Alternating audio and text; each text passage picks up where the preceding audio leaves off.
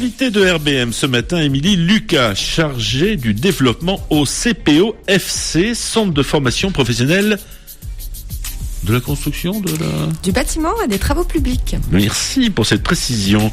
Alors, racontez-nous un petit peu, parce que c'est un centre de formation que je ne connaissais pas. Donc, je me dis que si je ne le connais pas, peut-être que d'autres personnes ne le connaissent pas.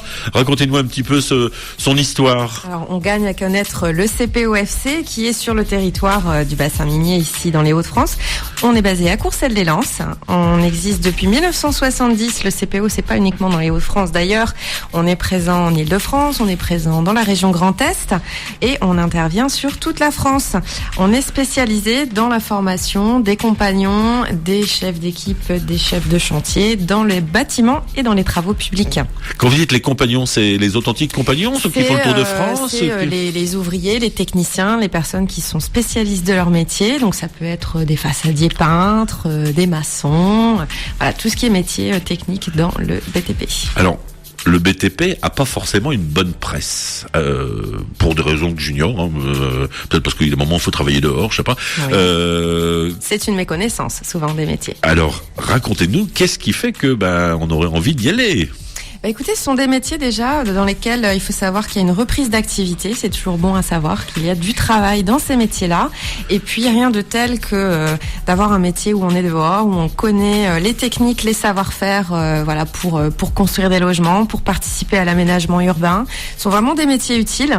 Est-ce qu'on peut faire sans maison? Est-ce qu'on peut faire sans route? Eh ben non. Il faut donc des professionnels pour pouvoir travailler sur ces questions-là. Et le CPOFC est là pour les former. Alors, c'est dans des domaines comme maçon, plâtrier, plaquiste. C'est la route. C'est parce que c'est un domaine vaste tout de même. C'est très vaste. Il y a beaucoup de métiers. Donc dans les travaux publics, c'est par exemple, comme je vous disais, les routes, les aménagements routiers. Ça va être la voirie, avoir des trottoirs impeccables. Ça va être aussi dans le bâtiment la construction de logements, la construction de bâtiments non résidentiels. Par exemple, si vous avez l'extension d'Auchan, par exemple, sur notre territoire. Ça c'est du bâtiment, mais c'est aussi des travaux publics parce qu'il faut préparer le terrain, il faut préparer les réseaux, par exemple pour l'eau, les réseaux pour l'électricité. Enfin bref, il y a plusieurs corps de métiers qui interviennent dès qu'il y a une construction. Les travaux publics et le bâtiment, c'est vraiment de nombreux métiers qu'on gagne à connaître. L'établissement, c'est une centaine de personnes formées par an, de plus, oui, moins. Alors après, ça dépend des années, des centres, puisqu'on a 3 centres. Et puis il y a tous les chantiers délocalisés, c'est-à-dire qu'en dehors de nos centres, on va aussi former des salariés, par exemple sur les chantiers. On fait ce qu'on appelle des bases vie, donc on peut très bien avoir une base vie, dans l'Ouest, en région parisienne, ou ici à Dunkerque, donc hors de nos murs. Donc entre les gens qui viennent dans nos murs et les gens qu'on forme sur les chantiers, oui, ça peut être une centaine, ça peut être 200, ça dépend des cas, on s'adapte. Et c'est une école qui est petite en taille, je veux dire, c'est des salles de classe. Alors c'est à taille humaine, c'est-à-dire qu'on ne sera pas du tout sur une formation où vous êtes 50 personnes en même temps. Donc on a un apprentissage par objectif, donc il faut quand même des petits groupes. En général, c'est de 8 à 20 personnes selon les cas, selon les formations. Et donc on a vraiment les formateurs à disposition pour avoir un travail individualisé dans la formation. Et une formation, ça dure combien de temps quand on rentre dans une école comme la vôtre où on est étudiant dans le BTP? Alors, ça dépend un peu le profil qu'on a. Si je suis salarié, je peux très bien venir faire une formation d'une journée parce que je viens de perfectionner, par exemple, sur les techniques de l'étanchéité, par exemple, où je peux avoir des formations courtes parce que je viens passer un CACES pour conduire des engins.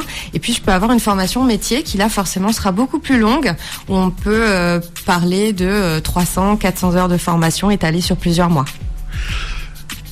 400 heures. Oui. Ça fait combien de jours, ça? Parce que c'est des techniques de personnes qui sont dans la formation. Je vous donne 400 heures. Bon, c'est bien gentil, mais je vois pas combien. Disons qu'on peut avoir une formation, par exemple, de 12 mois. Avec une semaine par mois, par exemple, de cours au CPO. On peut faire une alternance. Donc, je vais vous dire qu'il y a tellement de rythmes possibles. Il faut simplement retenir qu'on peut faire une formation courte ou une formation longue selon qu'elle soit juste pour se perfectionner ou si c'est un véritable métier qu'on apprend de A à Z avec un diplôme qu'on passe à la fin de la formation. Donc là, c'est plus long. Alors, on m'a dit qu'il y avait 8 hectares de terrain. Oui. Ah bah oui, parce que vous le faites BTP... des cultures Non, mais le BTP, ça tient difficilement dans une classe. Donc forcément, on a 8 hectares de plateau technique. C'est un plateau pédagogique où on va avoir des engins, des grues pour vraiment travailler dans les conditions plus proches du réel. Ah oui, des grues carrément. Bien sûr, on est en conditions de chantier. Bulldozer et tout. On n'a pas de bulldozer là sur le CPO, mais on a par exemple une immense grue, comme on peut le voir sur les vrais chantiers, parce qu'on est dans les conditions du réel. On apprend le métier pour de vrai. Donc il faut monter en haut de la grue avec ses petites mains et avec ses petits pieds. Si on va être grutier, oui, il vaut mieux pas avoir le vertige, effectivement. D'accord, bon. Ce sera pas pour moi. Et il y aura une opération porte ouverte bientôt. Exactement, on vous accueillera le vendredi 28 septembre pour venir découvrir en vrai les métiers du BTP, parce que rien ne vaut que de venir voir pour de vrai comment ça fonctionne. On pourra répondre à toutes les questions sur les métiers, sur les moyens d'accéder aux formations, comment on fait. Les moyens d'accéder aux formations. Alors, est-ce que vous avez des pistes à nous donner? Il y a plein de moyens selon qui on est. Si je suis salarié, j'ai envie de développer mes compétences, j'ai envie d'évoluer, j'ai le droit à de la formation. Donc je peux en parler avec mon responsable des ressources humaines et puis on étudie ensemble. Mais il faut déjà dans une grosse boîte. Pas forcément, parce que les petites entreprises aussi ont un budget formation à utiliser pour leurs salariés. Donc on accompagne les salariés. Donc il suffit de nous appeler, nous faire part d'un projet. On peut être un demandeur d'emploi qui a un intérêt pour le BTP, parce que aussi bien dans le bâtiment que dans les travaux publics, il y a du travail. Donc il faut se former dans les règles de l'art. Donc dans ces cas-là, on peut passer par son conseiller Pôle emploi et prendre contact avec le CPOFC pour voir un petit peu s'il y a des opérations de formation collective qui sont prévues, par exemple. On peut être aussi une personne éligible au plan régional de formation. On peut être juste un particulier qui veut se reconvertir ou qui s'intéresse à ces métiers-là. Donc pareil, venez à nos portes ouvertes, appelez-nous et puis on sera un plaisir de prendre le temps d'étudier avec vous comment faire pour faire cette formation. Et il faut pas oublier les jeunes, puisque la profession accueille des jeunes en contrat d'alternance. Donc ça, c'est quelque chose qu'on va aussi pas mal développer sur le CPOFC. La rentrée, c'est comment chez vous? Parce que si vous faites une porte ouverte le 28 septembre, c'est déjà la rentrée. Écoutez, en fait, on a toute l'année des formations. C'est-à-dire que contrairement au monde scolaire, où on a vraiment une rentrée qui est définie, par exemple le 2 septembre, et c'est comme ça. Nous, on accueille des gens toute l'année, donc il n'y a pas des dates définies. On a des groupes qui se constituent chaque année à des dates différentes en fonction des besoins des entreprises. Donc on peut venir se greffer à un groupe existant. Et puis pour les formations en alternance, généralement, les rentrées sont autour du mois d'octobre. Quand on est dans le bâtiment, est-ce que c'est un métier qui attire? Est-ce qu'il y a une évolution dans le métier? Est-ce que c'est un métier dans lequel il y a de l'évolution? Alors c'est un métier qui est souvent méconnu, mais comme je le disais tout à l'heure, on gagne à connaître les métiers du bâtiment, des travaux publics. Il y a de la place pour tout le monde. Il y a aussi de la place pour les femmes, d'ailleurs, je tiens à le préciser. On a d'excellents chefs de chantier, par exemple. Un chef de chantier le sens de l'organisation, de l'anticipation, gérer des projets, gérer des hommes. Oui, les femmes sont gérer des hommes absolument, pour les femmes. Absolument. Et puis vous parliez d'évolution, il faut savoir qu'on peut commencer ouvrier dans les travaux publics, par exemple. Et puis si on a un potentiel, on peut être vraiment accompagné. Il y a un vrai accompagnement des salariés aujourd'hui dans le BTP. On peut évoluer à travers la formation notamment, et on peut très bien finir chef d'équipe, ensuite chef de chantier, directeur d'agence et plus si affinité. Et il y a une évolution aussi, c'est qu'à une époque, dans la bétonnière, on mettait tout avec je prends l'exemple d'une bétonnière, à la pelle. Maintenant, il y a des outils, ils sont de plus en plus mécanisés. Il y a, je vais pas dire de moins en moins d'efforts à faire, mais il y a des tâches qui étaient ardues à une époque, qui ne le sont plus. En fait, on a à la fois le côté où on a toujours besoin de savoir-faire traditionnel, donc il faut vraiment apprendre dans les règles de l'art, par exemple à faire un coffrage, à maçonner, etc. dans les règles de l'art. Il y a certaines choses qu'on ne peut pas remplacer l'homme systématiquement, effectivement. Ou les femmes. Ou les femmes. Mais il est vrai qu'on a aussi des éléments qui viennent faciliter les métiers du BTP. On a des technologies qui s'invitent. On a par exemple ce qu'on appelle le BIM qui sert le BIM qui sert à planifier informatiquement les chantiers dès le départ, dès la conception, etc. Donc il y a des technologies qui s'invitent. C'est pour ça que dans le BTP, on peut de toute façon commencer, on peut aller de l'ouvrier jusqu'à l'ingénieur spécialisé. Il y a vraiment tout type d'échelons et de techniques, soit traditionnelles, soit très modernes. Sans compter que le BTP évolue évolue. Par exemple, dans le bâtiment, tout ce qui va concerner l'étanchéité, etc., ça évolue. La sécurité, ça évolue. Enfin, voilà. C'est un métier qui évolue au fur et à mesure du temps. Alors, on est obligé de passer par une école, par un organisme de formation comme le vôtre pour évoluer, ou on est simplement parce que on est dans le métier, on devient de plus en plus costaud et donc Alors déjà à l'origine, je me dis, est-ce que si je fais moi de la maçonnerie chez moi toute seule, sans avoir eu l'apprentissage dans les règles de l'art et en toute sécurité, bon, j'arriverai peut-être à faire quelque chose, mais ce sera pas forcément parfait. Quand on est bien formé, on est un bon professionnel, faut commencer par là. Et puis après, on peut évoluer sur le terrain, bien sûr, partager le savoir-faire de ses collaborateurs, mais la formation, c'est quand même un outil dont il faut pas se passer, surtout qu'on a des droits au financement. Chaque personne a des droits pour se former. Par exemple, le compte personnel formation, le compte personnel d'activité, on en a parlé dans l'actualité cette année. Donc, il faut savoir qu'on a des possibilités de se former, il faut les saisir. On mettra sur la page Facebook de RBM les détails concernant la porte ouverte le 28 septembre prochain. Vous êtes la seule école de ce style dans les Hauts-de-France.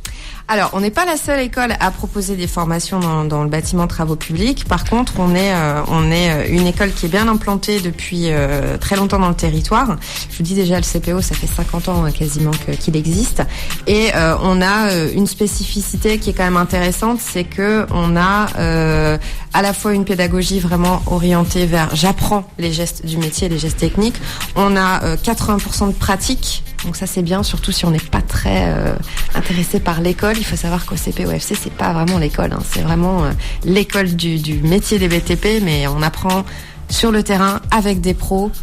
Voilà. Par contre, s'il y a une chose qu'on fait seul en ce moment dans les Hauts-de-France, c'est le diplôme de chef d'équipe travaux publics. On est les seuls dans les Hauts-de-France à le proposer et on est tout prêt. Alors, les emplois dans le bâtiment, c'est le grand renouveau. On dit que dans le bâtiment tout va, ça devrait aller bien parce que les chantiers sont nombreux. Alors oui, il y a eu une reprise d'activité déjà en 2017, aussi bien dans le bâtiment que dans les travaux publics, et donc ça continue. Donc voilà, il va falloir recruter des personnes, notamment pour faire face effectivement aux grands chantiers. Par exemple, sur notre territoire, il y en a quand même quelques-uns qui peuvent être créateurs d'emplois. Par exemple, les réserves du Louvre-Lens, les travaux sur la 21, la rénovation du bassin minier. Il y a quand même beaucoup de logements à rénover, par exemple pour la transition énergétique. Donc ça, il faut forcément des spécialistes. Il y a l'extension du centre commercial d'Auchan, le nouvel hôpital de Lens, le bus à haut niveau de service. Enfin, voilà, il y a plein de chantiers en cours et à venir. Est-ce qu'on peut quantifier le nombre de postes à pourvoir ? Alors, par exemple, en ce qui concerne l'étude de la Fédération française du bâtiment, on parle de 30 000 postes en 2018 qui vont être créés sur le territoire national.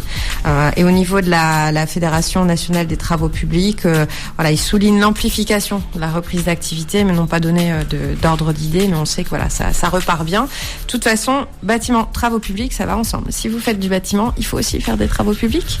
Il faut préparer le terrain. Donc l'un ne va pas sans l'autre. Alors, c'est pour cette année, les 30 000 postes à pourvoir. Est-ce qu'on se dit pas, alors il est trop tard, c'est pas la peine de se former puisque les postes sont déjà... Il n'est jamais trop tard parce que quand on parle de grands chantiers, ça s'étale sur plusieurs années. Sur plusieurs années. Exactement. On peut avoir un chantier qui débute en 2017 et qui se poursuit par exemple jusque 2020. Donc non, il n'est pas trop tard. On va se quitter, Émilie Lucas. Alors la question c'est, si on veut vous joindre, si on veut une étude de cas personnalisée, comment fait-on ?